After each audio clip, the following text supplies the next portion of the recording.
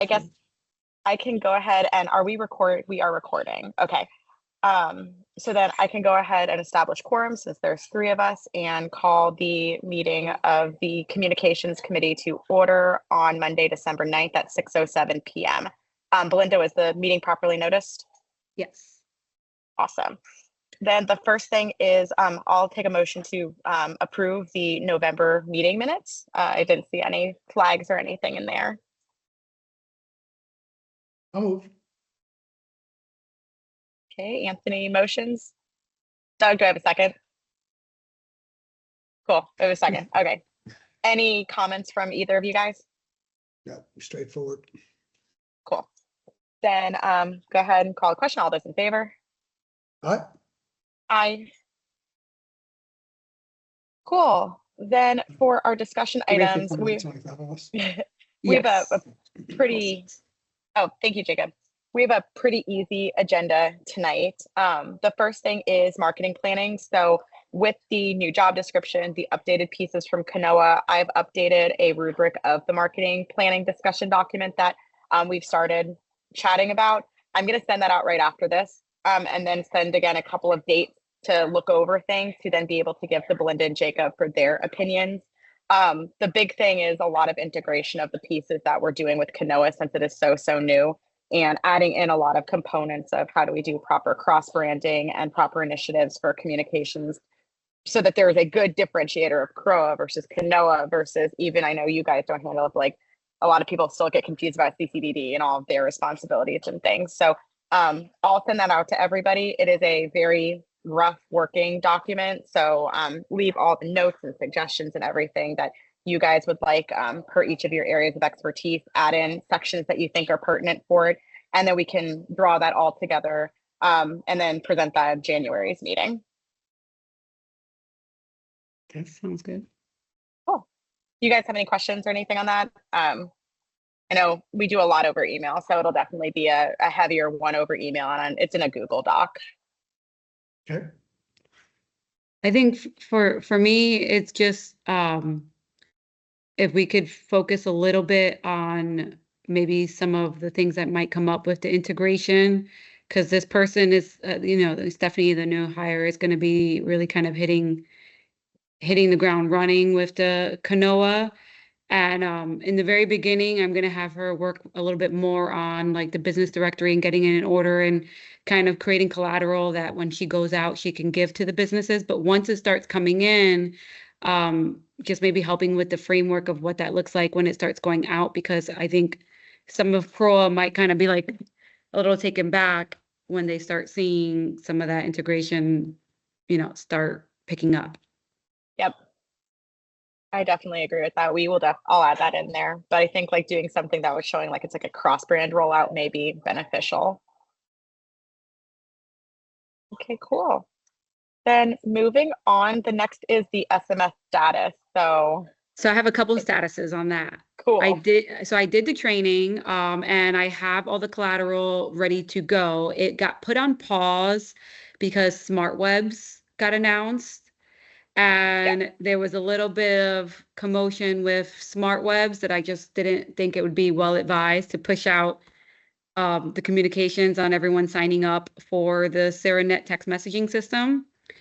During my testing, though, of the Seranet text message system, it only allows 150 characters, which is normal.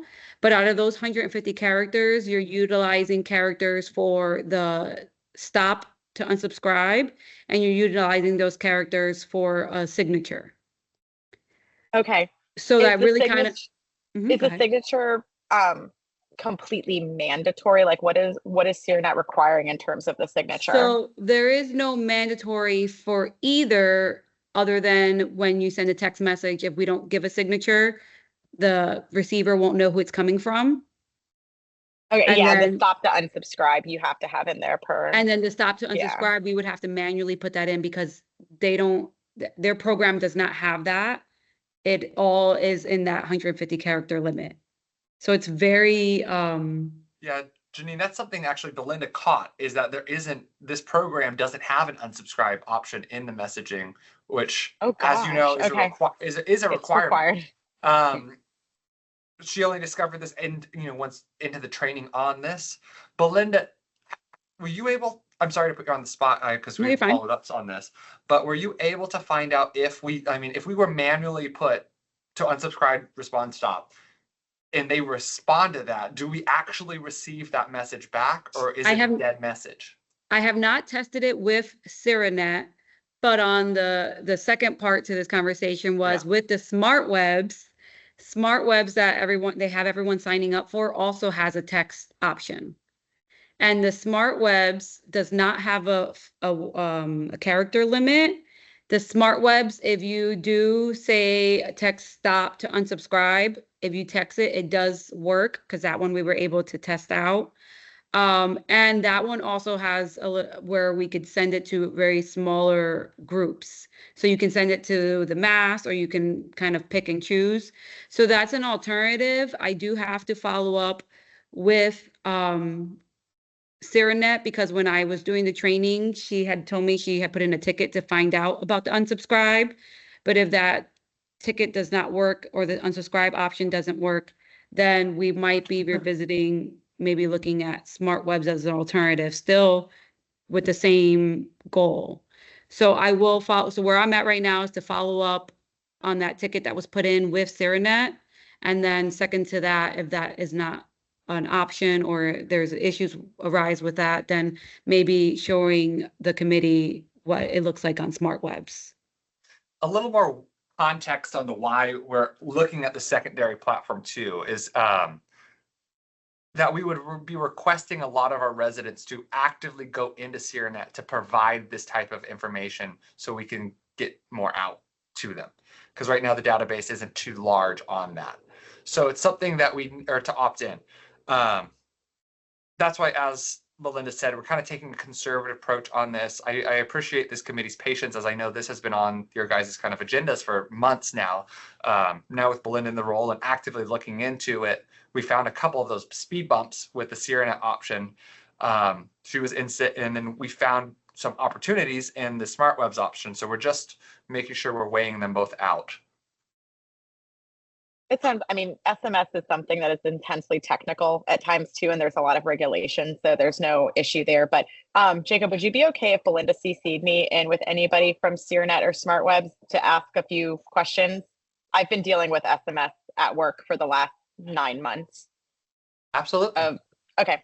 Yeah, Belinda, feel free to loop me in and I can ask some of the technical questions too. Okay, wonderful. Sounds good. Yeah. Just out of protocol, as you know, please keep Belinda on all communications with that. Absolutely. Yeah. Thank you. Well, and thank you for that. I know we've been working on this for a bit, but it was actually also getting the approval and everything. So it's based on how these processes work with SMS rollouts. It's actually going quite smoothly. So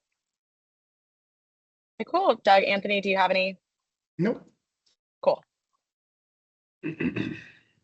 Then the next point that I've just kept as like an evergreen on the agenda is if there's any current pain points and how we can help. I know SMS is one of those currently, and then helping with some of the pieces for the co-branding, marketing planning. But is there anything else that you guys would currently like some assistance with or guidance on that we can provide some feedback to? A little bit, but it falls into E and F. So there's nothing, it's all kind of expanding on E and F that we're going to hit. My main concern is one you already had listed, which is the rollout of this of our marketing, of our Kanoa marketing. And, of course, it's going to open up that we hired a marketing specialist. And yes, of course, in public forum, this was discussed months ago, but I'm just afraid we're going to receive some, on social media platforms saying, did Grand Manners really just hire another employee to handle marketing of Kanoa businesses? Am I paying for that? And I just want to be preemptive on how do we I really want to kind of avoid any of that if we can. And that's what I would like support to kind of bounce that around this committee. That's a good one. I think that's one of those that's definitely a bigger overall discussion to figure out the best way to do that. So we can put some notes together in our marketing plan.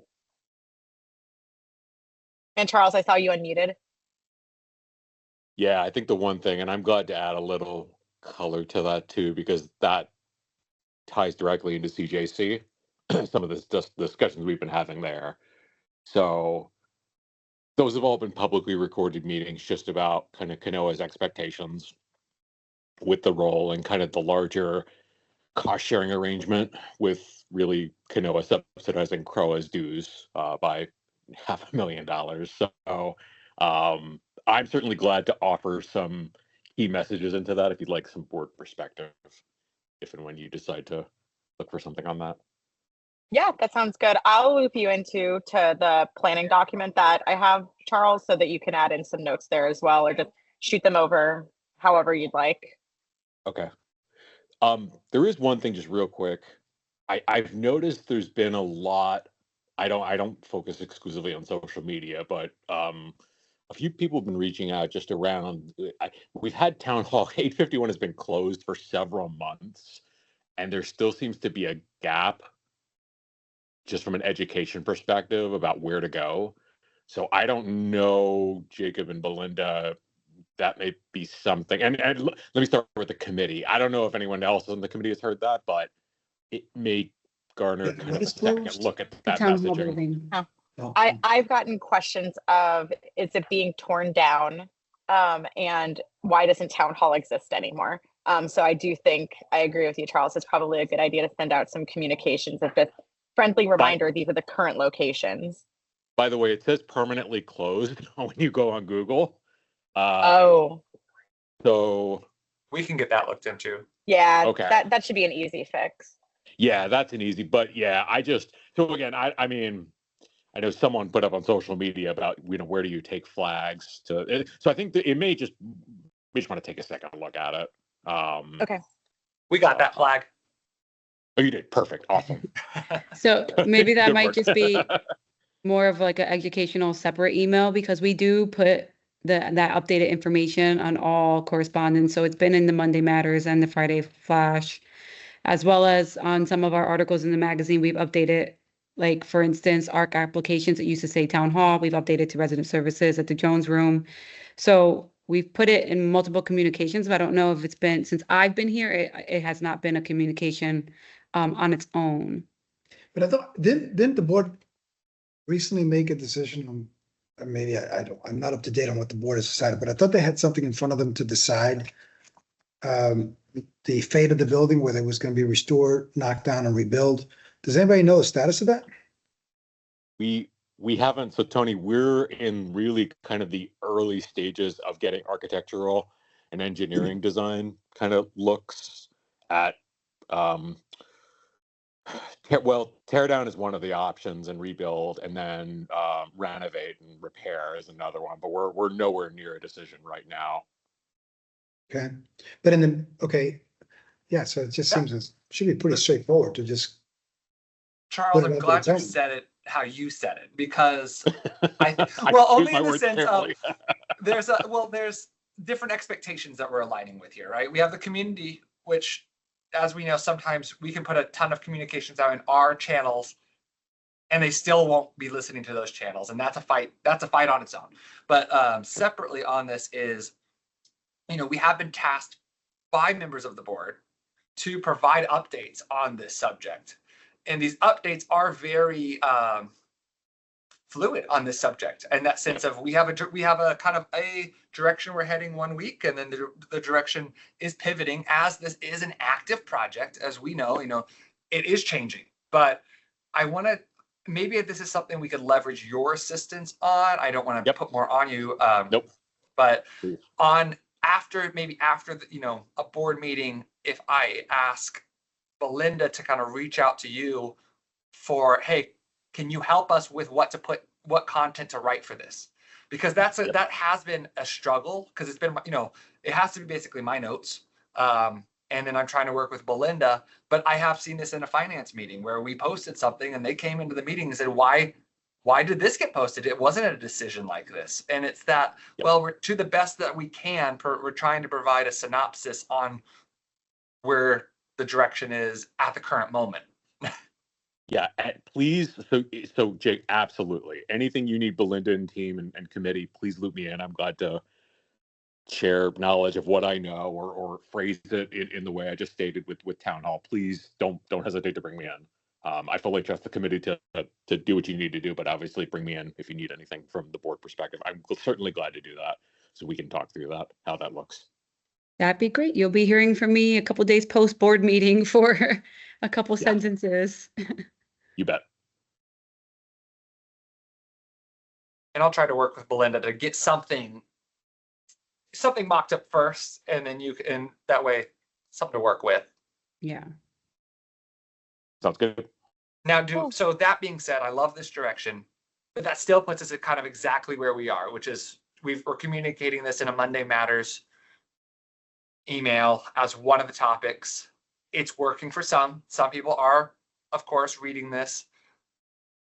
But as you said, we still have people that think that we're never going back there, and because they're not reading that communication. But this is, I think, a good question for this committee is how do we communicate to those that are not responsive to our current lines of communication? So something I think we could do is send like an ad hoc email about this of just a friendly reminder of locations.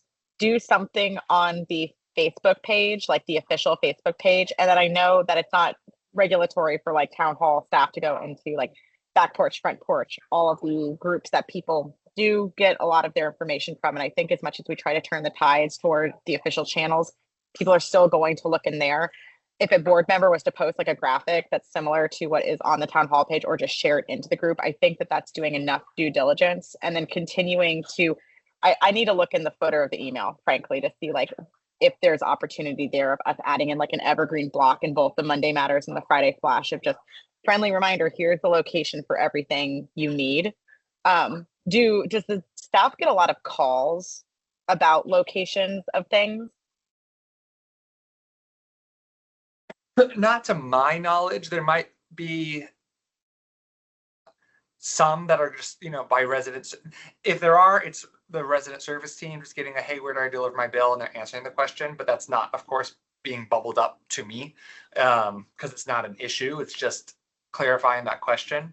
But I mean, I think we all, I'd hate to say, make an assumption, but we all have a slight pulse on this. And we do know that, like you said, I got stopped yesterday asking where to go to pay where they can go pay their bill. Yeah. I think the biggest thing with a lot of like proactive communications too is we do the best to try to be as proactive as possible to get the information, the word out there, and no, not everybody is going to understand or be receptive. So one thing that I've found to be, because I do a lot of stuff with like microsites and websites. Do we have like a banner on the celebration homepage? Like, what kind of messaging do we have out there for those that maybe visit? Like, is that buried? Like, I just went to the website today and I don't recall seeing something. Like, is that something where maybe there's an opportunity to look at something? Because you got to think too, like from a mobile, a lot of people are on their phones, and the first thing you see would be something like that. I don't know. I throw that out there for thought. That's a good call out. Yeah, that's an easy thing to do, and we can definitely create a stagnant or banner on the homepage. And you could even do something of like creating a banner that would have like a brief bit of information. So again, like if somebody is on mobile, it doesn't take up their entire screen, but then they click through and it actually has like all the locations. And again, you could use the exact same graphic on the site, so then it's just reusing it a couple of times. Bingo. Yeah, I like that. I like the banner idea. And I think right now, technically speaking, there's only one location, right, Jacob, for residents, which is just resident services, correct? That they'd be looking for? You're muted. Sorry. Yes, resident services at 631 Sycamore Lakeside Park. That is where all residents are directed to for any inquiries, questions, payments. Yeah, so that's a fairly easy. I could do like a thinner banner kind of right on the very top. So even when you first get on the website, first get on mobile, it's the first thing you see. Awesome. Yeah, I think that that's a good idea. I think I'll do the banner, and then I think with Jacob's, if Jacob's okay with it, I think we do one email blast of just the new location, because maybe what's happening is since we put it in the Monday Matters or Friday Flash. I know like me personally, sometimes when I get newsletters, I tend to just swipe for things that I'm looking for. So maybe they're just swiping past it. So I think if it's an email dedicated just to that as a refresher, it might go over well. Yeah, and plus those who are getting the email are already opted in, right? So you've got the subscriber effect. And then obviously if you're going to the website, you've got both prospective residents who probably have questions or whatnot that may not be opted in. And then you've got obviously a larger audience too. So overall, I think you've done a great job with messaging it. I think there's always going to be some fallout, but it sounds like we're continuously evolving at it. So yeah, keep at it. That's good.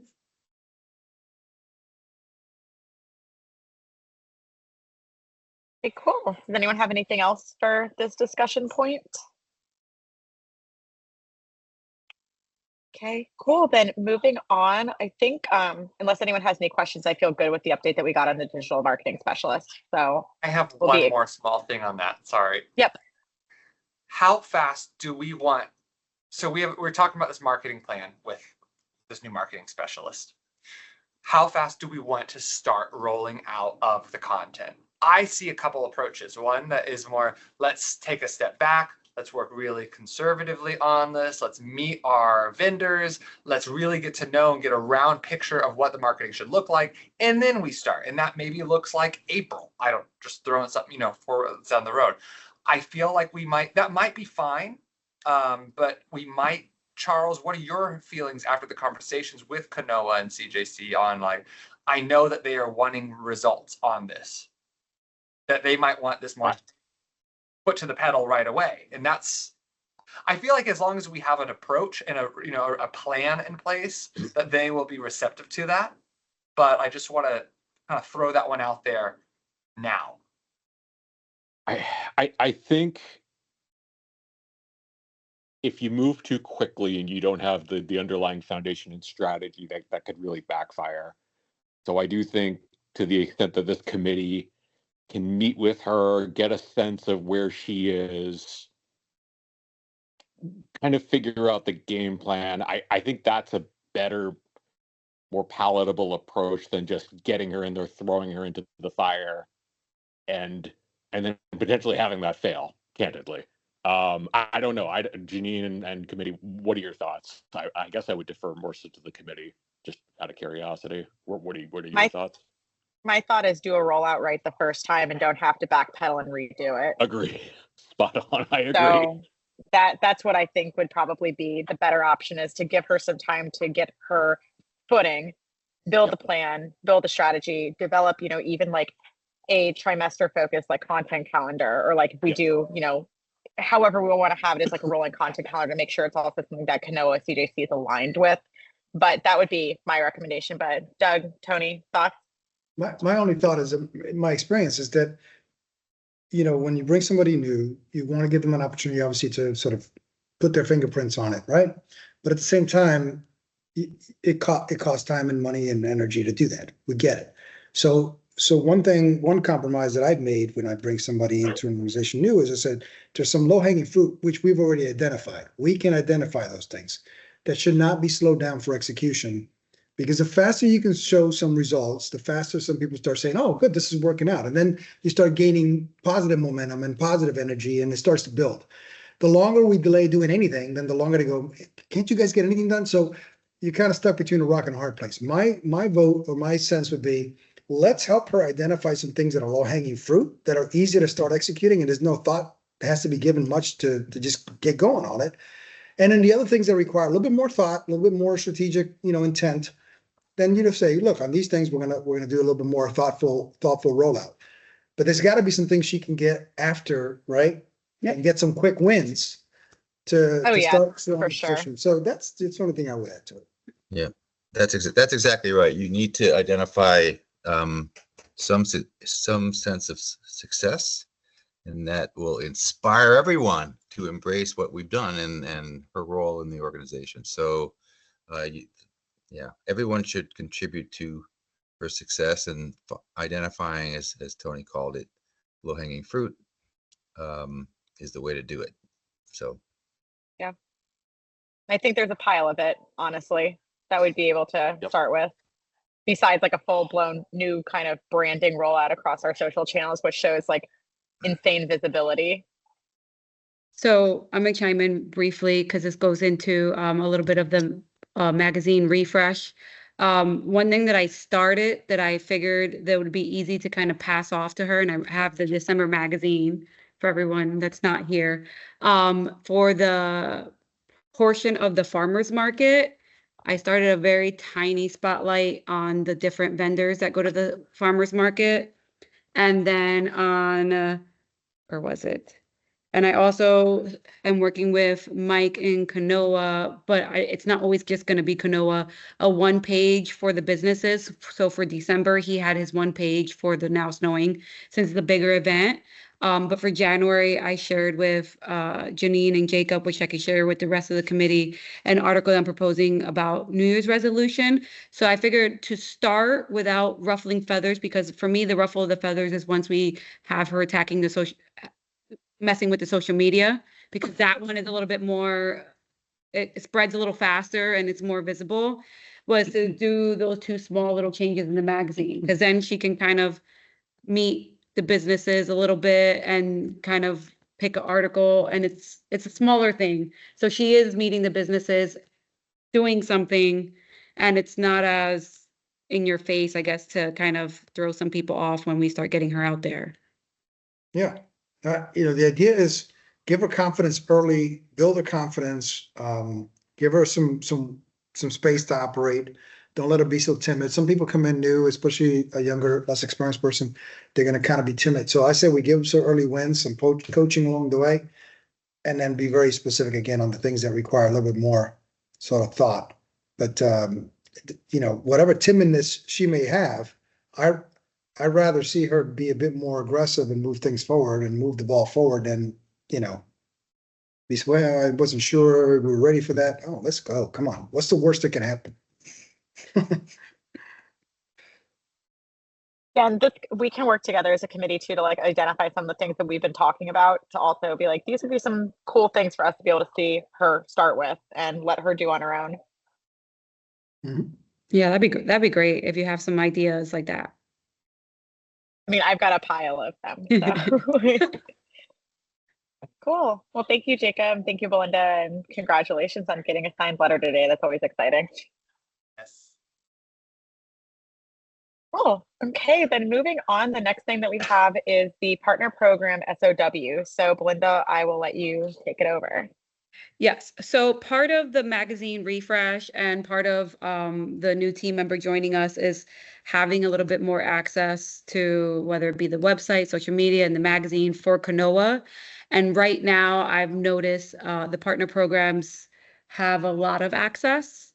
So with Nikki, I kind of provided her a scope of work framework for her to provide to her partner programs, and I believe she's building out.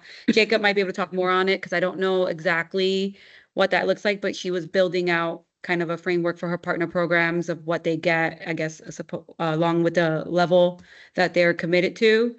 And I started to slowly meet with some of her partner programs that do get a lot of face time to kind of nicely advise them that some of what they have access to, whether it be our marquee board or the magazine, might look a little different in the upcoming year.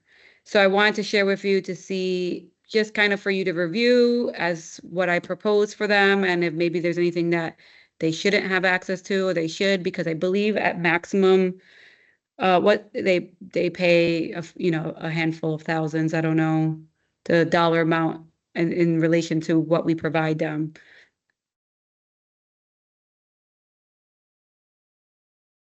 Jacob? So sorry. No, you're fine. Yeah, this is just something that we'll have to get in touch with the Parks and Rec Committee on. That is this is kind of what you were mentioning on just it's not uniform right now. Correct. So yeah, it's not uniform, and right now it's we have it's not uniform. So it's to get it uniform. So if they're a non-paying member, this is what they get. If they're first level member, this is what they get. And then if they're a higher member, this is what they get. Because right now it's kind of laissez-faire and there's no parameters on it. So it was really for you to review and kind of provide any comments or concerns with what is being offered. And Jacob, I can add a little more color here. So this was because I'm liaison also for Parks and Rec. So the sliding scale that we approved this year also. So the goal of that was to also have that funnel into the marketing. So there's, I believe we call it a quote unquote marketing package in the partner program contract. And the goal of that was further delineating, all right, if you're a civic group, if you're a partner program, if you're kind of identifying what that marketing package looks like. I think Belinda, you were maybe trying to highlight that. We just never got there. That was kind of like the day 2 initiative. It was more so like, all right, we need to identify like the hierarchy of who gets priority with rooms and what does the cost structure and all that look like. And then day 2 is going to be, all right, now as we start to rewrite the contracts, what does that look like? So a lot of that is kind of unknown.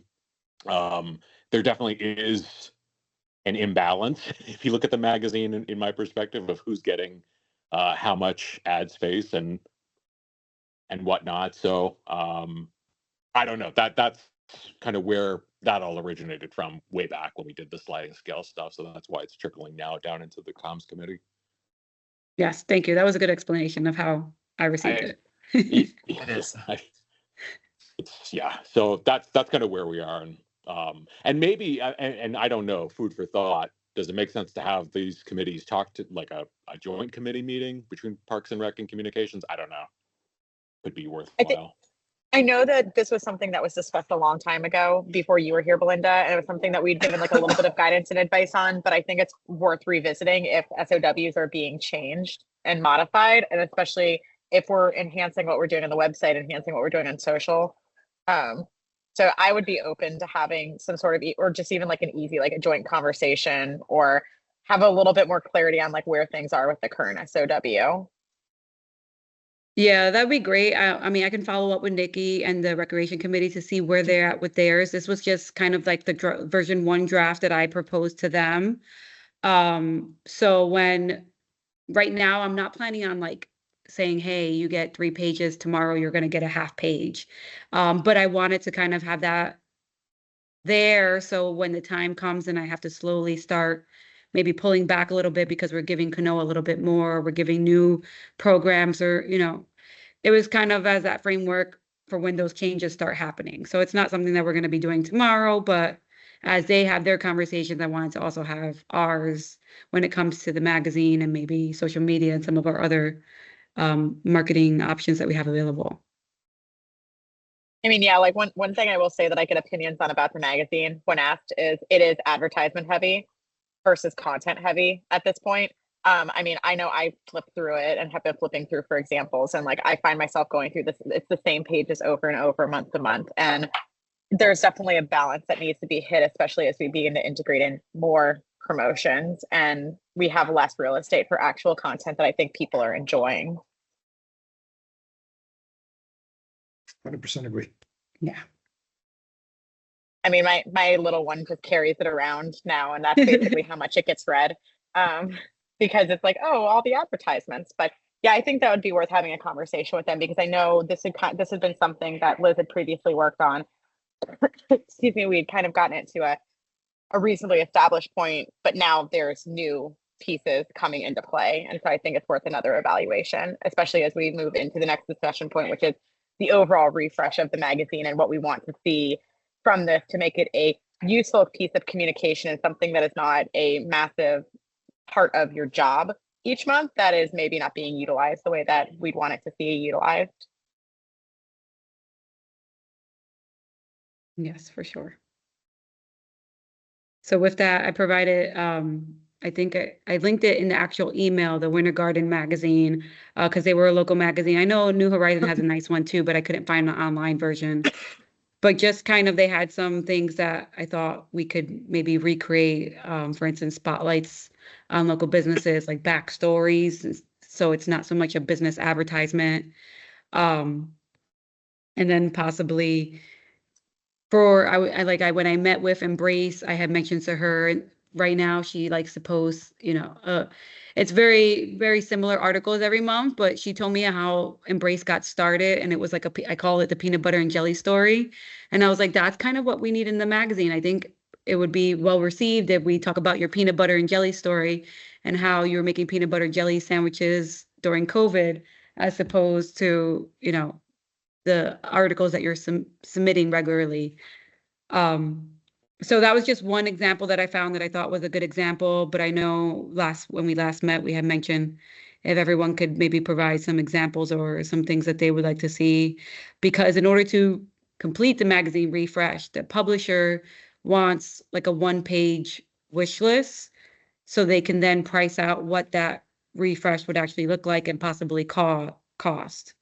And then we had talked about a refresh, maybe date, like a full refresh date of maybe mid-year, because it's going to take some time. So I just wanted to see if we were all still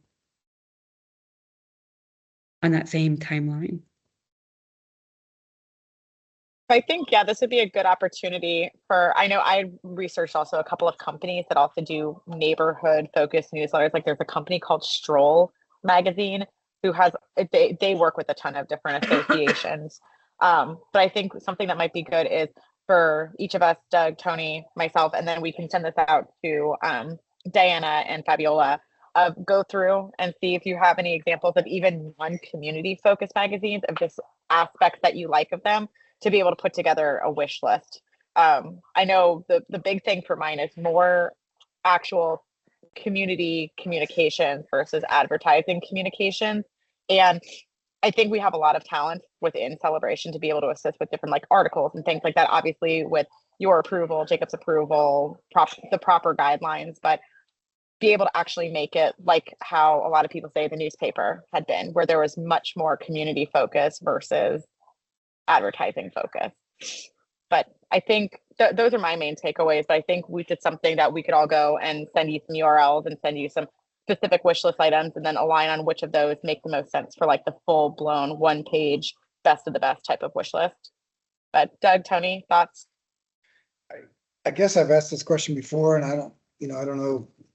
I'm torn between, the viability of the magazine, the need of it or not need of it. I mean, it's a quaint thing. I hate to break with tradition, but the last few editions, I mean, I open them up and I'm just like, this is just one real estate after another, one, just one and I just don't see any value in it, right? So I'm wondering, okay, I know that I've been informed, right, that doesn't cost us any money. I'm like, it's got to be costing us something, some inefficiency, somebody's time, something's happening, right? Yeah. We're using valuable time that could be used in something else.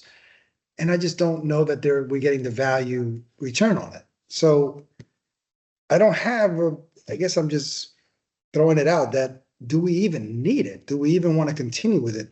Again, I don't want to break with tradition because there's some things that there's quaintness to it, right?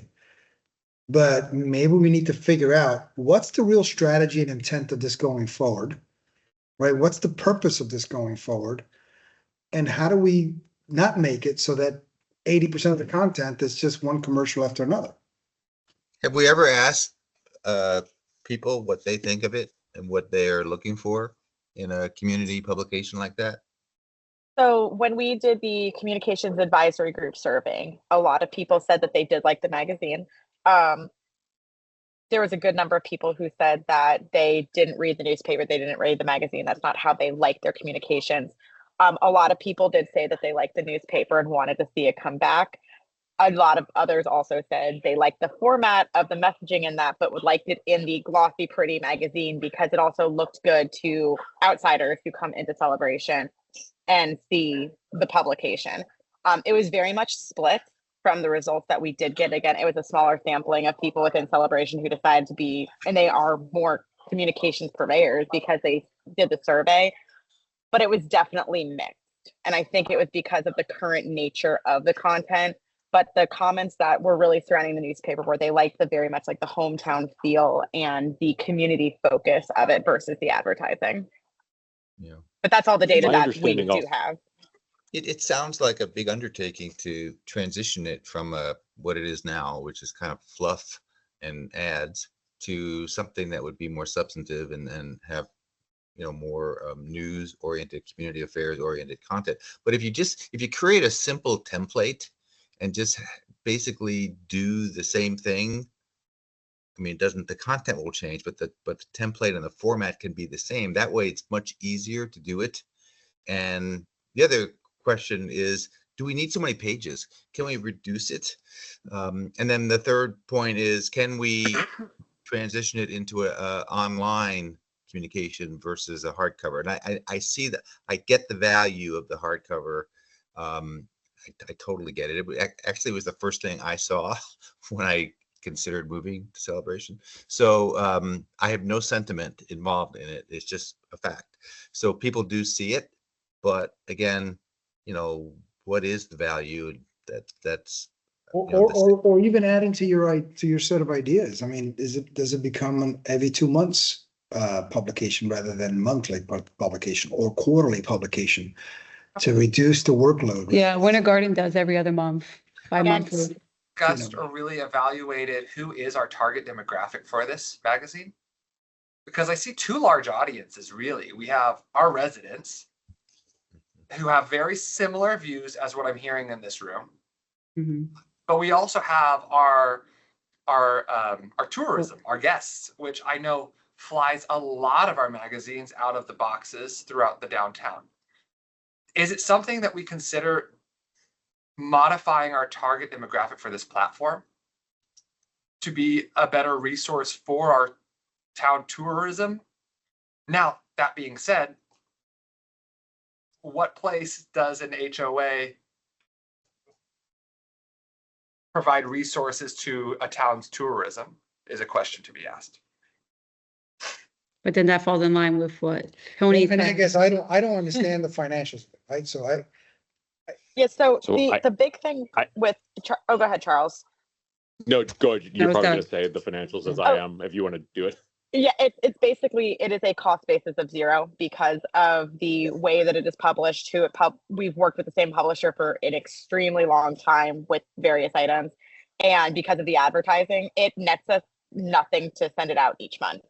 Is that what you're going to say, Charles? Yeah. So, Yeah. But with that said, we don't collect advertising revenue. there I go. because- That's where I'm going, right? Where I'm going So- is, Yeah. okay. so- Yeah, why there's can't no we turn this revenue. into a So- revenue generator. Yeah. So It's Tony, net zero. so if you go back and look kind of, and this is a very contentious topic.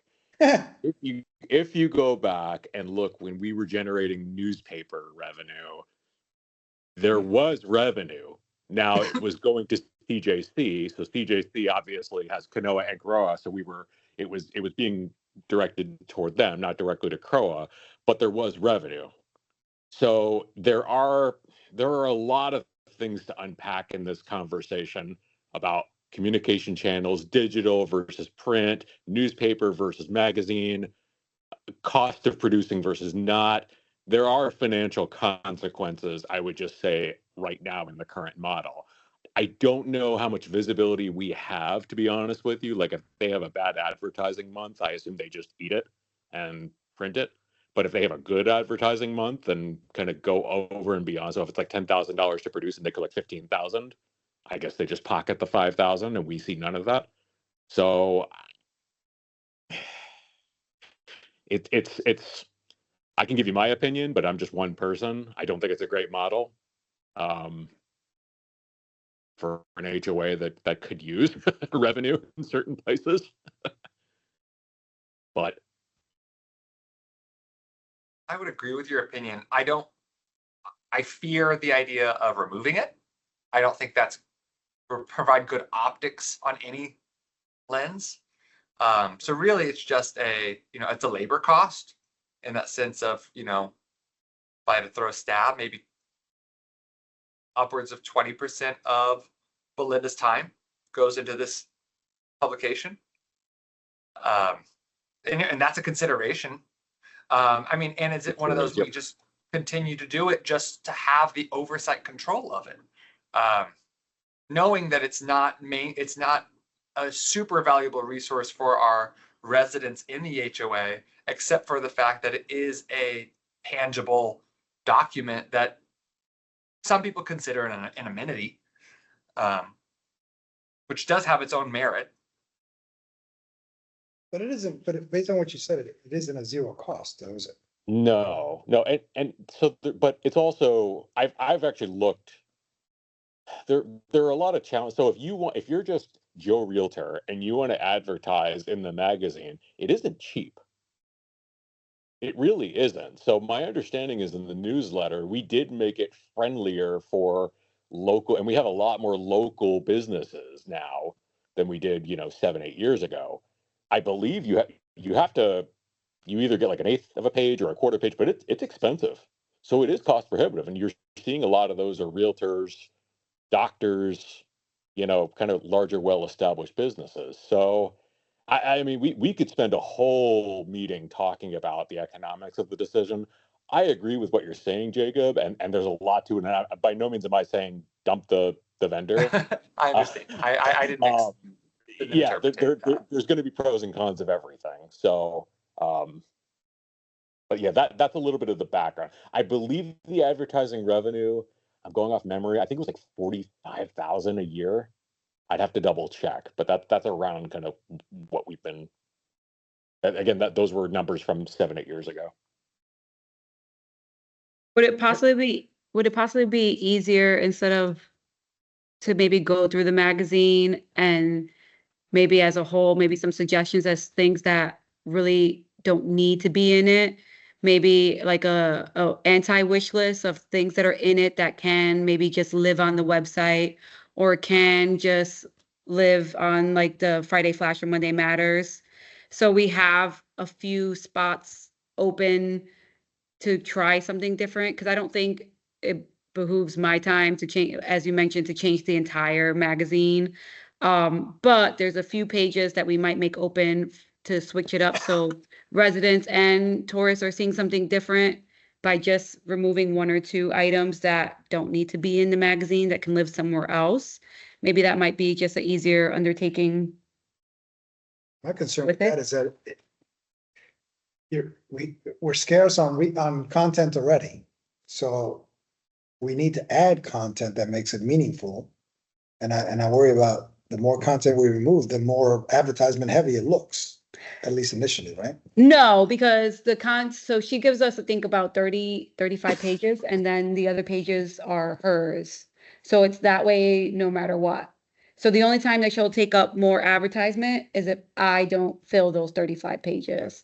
But very rarely, at least since I've been here, it's always been the battle between me and her because I'm putting more stuff and she's saying no. And I'm like, okay, well, can we move it here? Can we move it there? So I've never not filled what, Okay. yeah. Okay.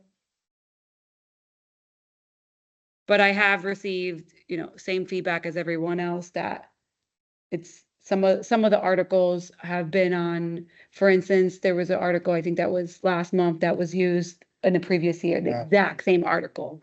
So that's what I'm referencing as something where they're just reusing and they've used it in a previous year, or it's just plug and play. Every November we submit the same thing. That might be something that can live somewhere else. A quick question, and Charles, I apologize, I don't know the answer to this. Do you know, is the magazine an entity of CJC, CROA? I'm assuming this belongs in CJC. I'm asking this question in regards to this marketing of Kanoa material. And where does it live in this conversation? CJC, Janine, is that accurate? I believe. Yeah. That would be my assumption. Yeah. Yeah, 'cause that's accurate. I was yeah, looking at 'cause- my notes from like a couple years ago, but yeah, that's accurate. Yeah, because that's that's a shared service. So So with it being that there does have to be some window in it for Kanoa. There technically does, yes. Mm-hmm. which then turns it into the whole idea of the audiences maybe not fully necessarily resident and it's more external, which is not what the original intent was. I think that the challenge is when you think about the celebration ecosystem, we have Kanoa and we've got Croa. Kanoa does subsidize our dues, and we want the businesses to thrive in order to continue that, right? So in order to do that, we want to advertise and we want to drive traffic downtown. So it's like, it's all just part of like a symbiotic relationship at the end of the day. Oh,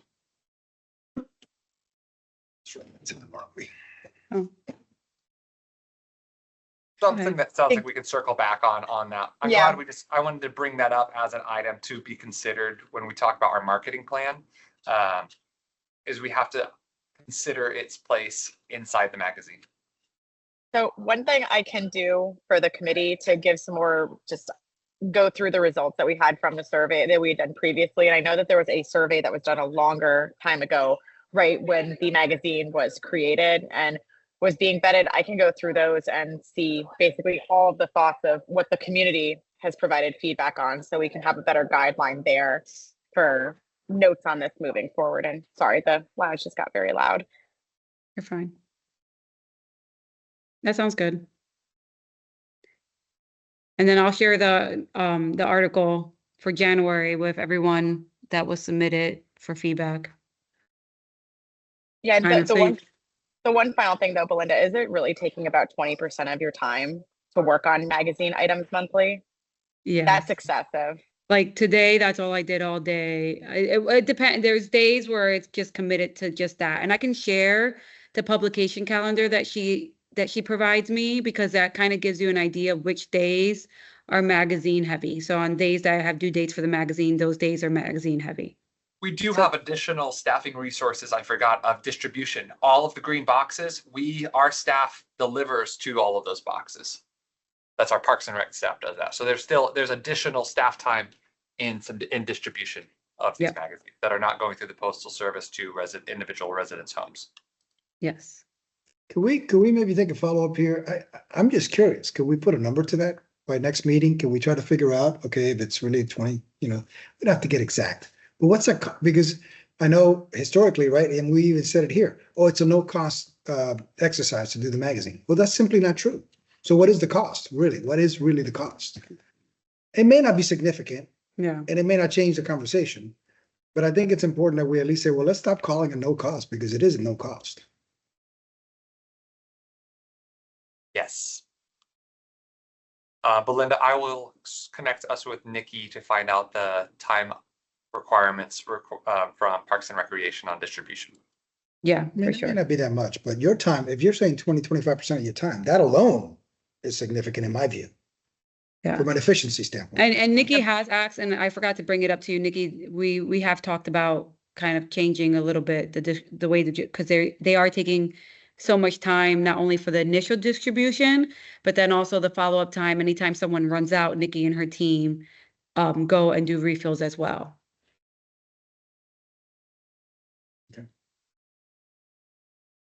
Yeah, I mean, Belinda, though, simply based on your job description, there's no reason it should be taking this much time with the number of things that are on your plate. Yeah.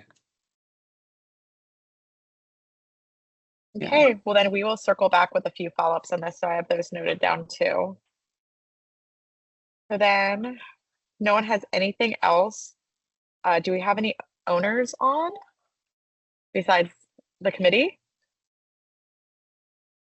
Okay. And then does anyone on the committee have any comments?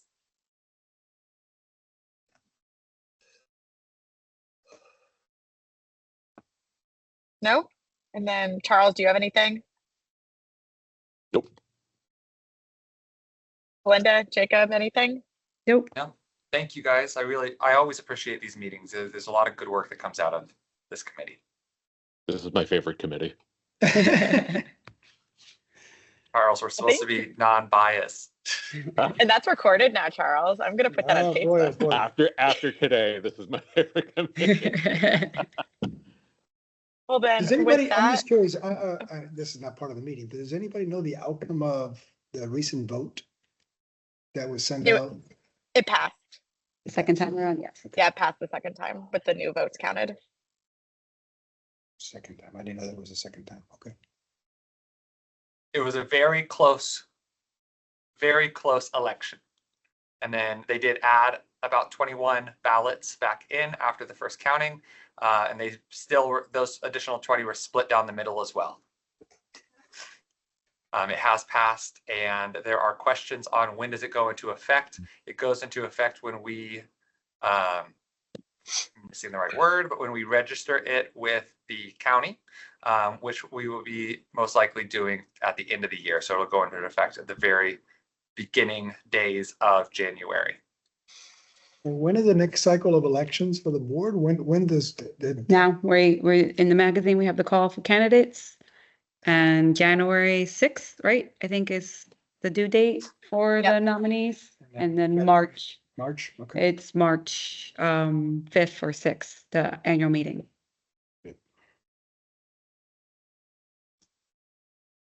Like you need a motion for adjournment. Huh. Yeah, Yes. we'll take a motion. Does anyone?